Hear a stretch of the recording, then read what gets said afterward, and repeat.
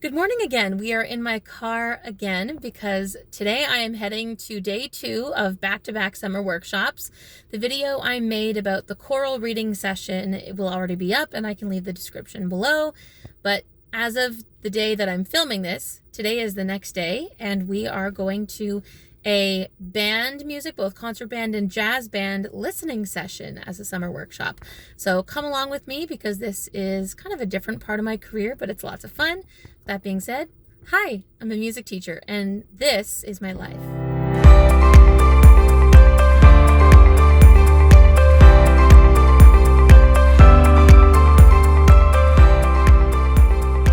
Okay, I made it to the workshop. I'm going to try to record what I can, but again, there's other people in there. I'm not going to ask them if they want to be on camera. I'm just going to try to avoid recording if I can't avoid people, and I'm late. So let's go ahead and get into the workshop.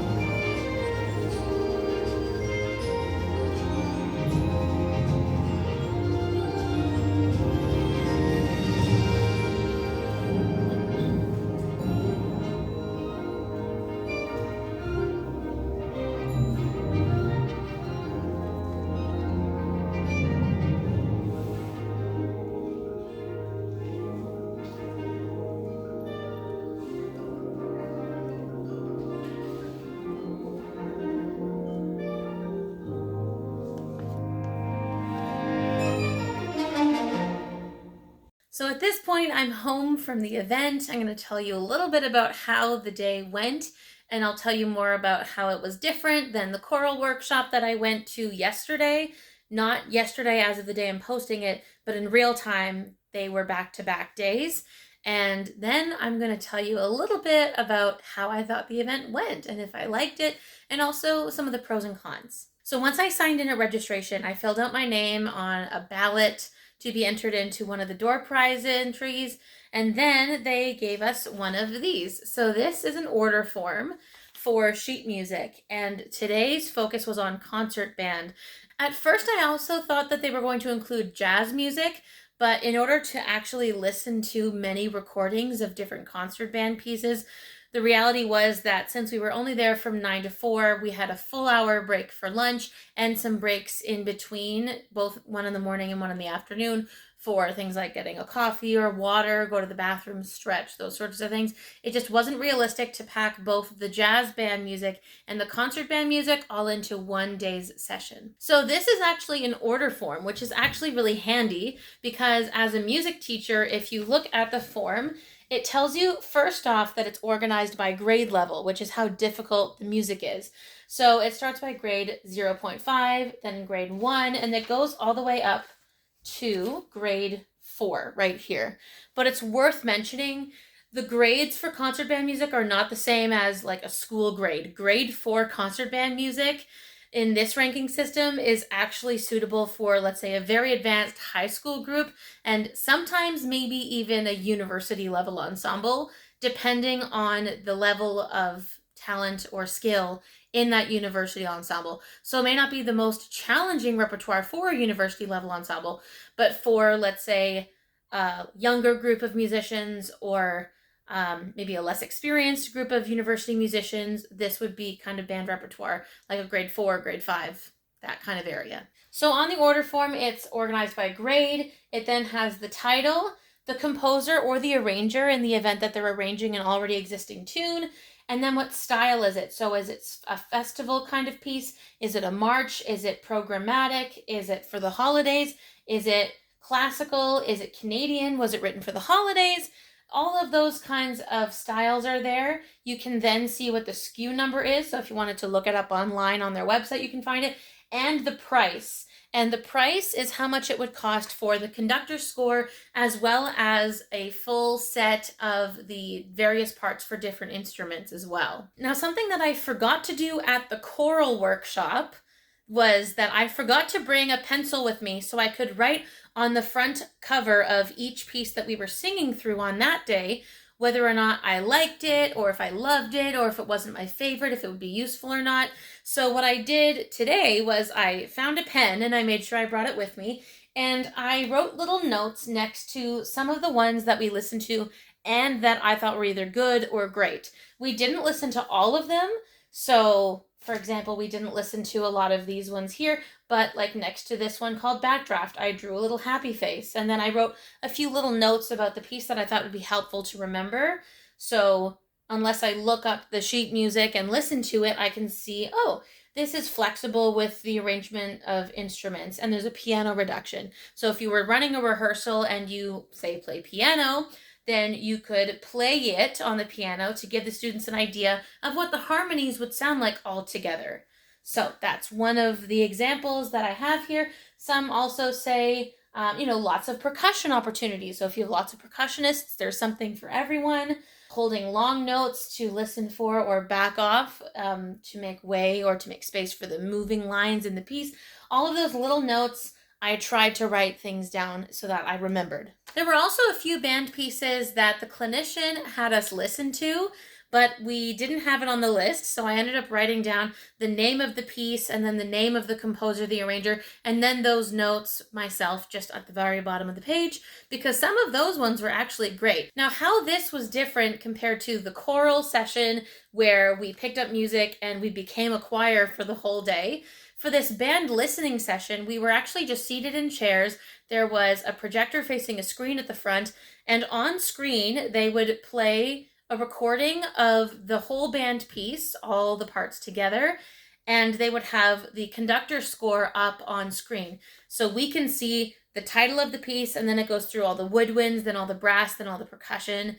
There was one piece that had some string parts in it, so we would see the violin, viola, cello, bass parts. But it was great because as conductors, the reality is that we see all of the different parts of the score. And choir members might be used to that because they can see all of the different vocal lines.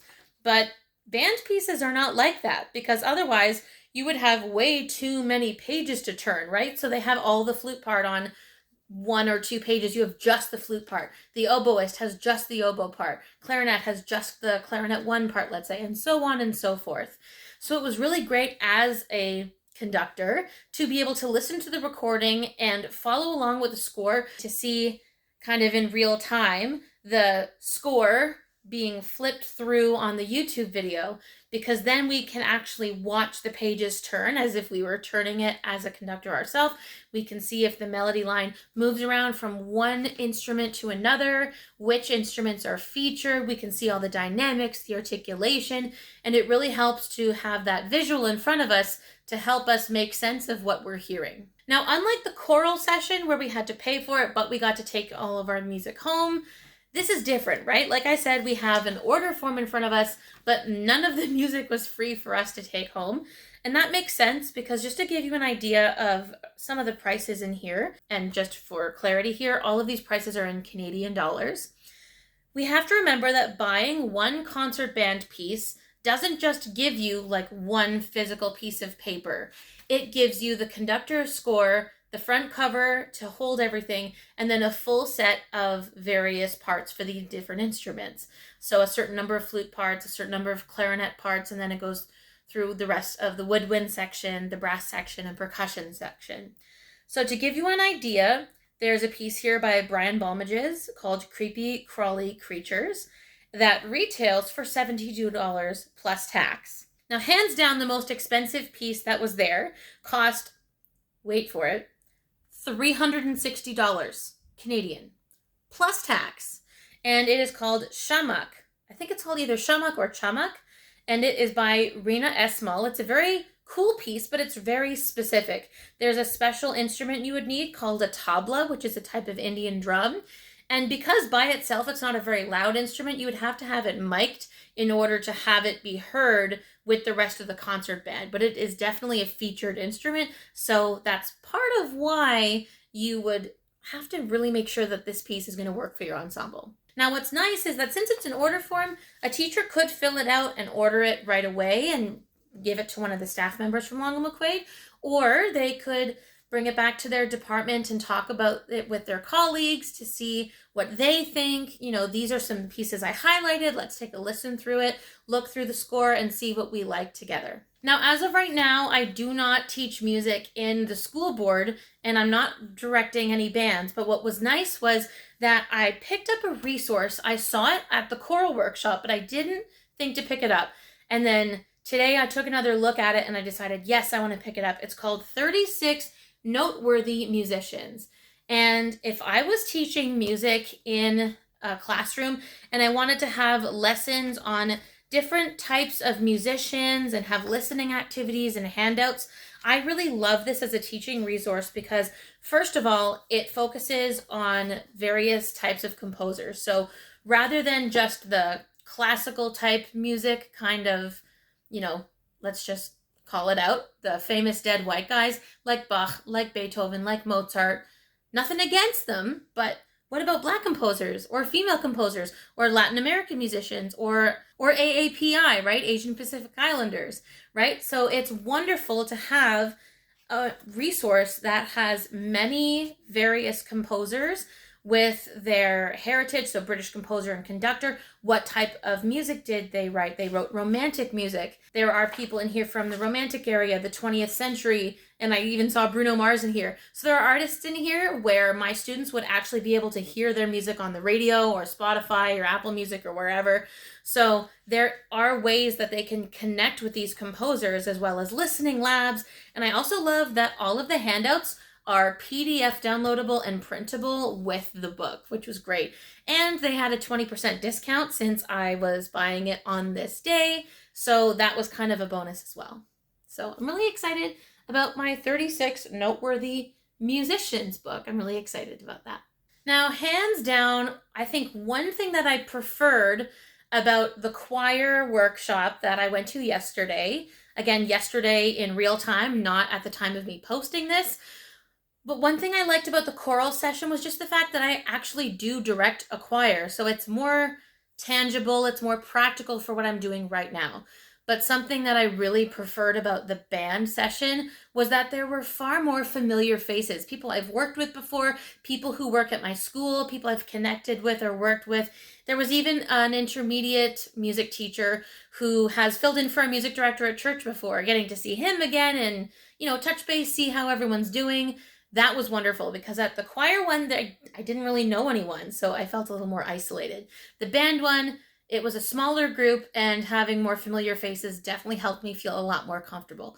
But overall, the band listening session was wonderful, so I definitely think I would go again. I think it's a great idea and a great way to network with colleagues. Anyway, everyone, that's it for this video. I hope you found this helpful. I will leave some links in the description and names of the pieces if you want to listen to any of the pieces that I actually listened to while we were at the workshop. I hope you liked this video. If you did, be sure to give it a thumbs up, subscribe to the channel, ring the notification bell, give us a follow on Instagram, and I will see you right back on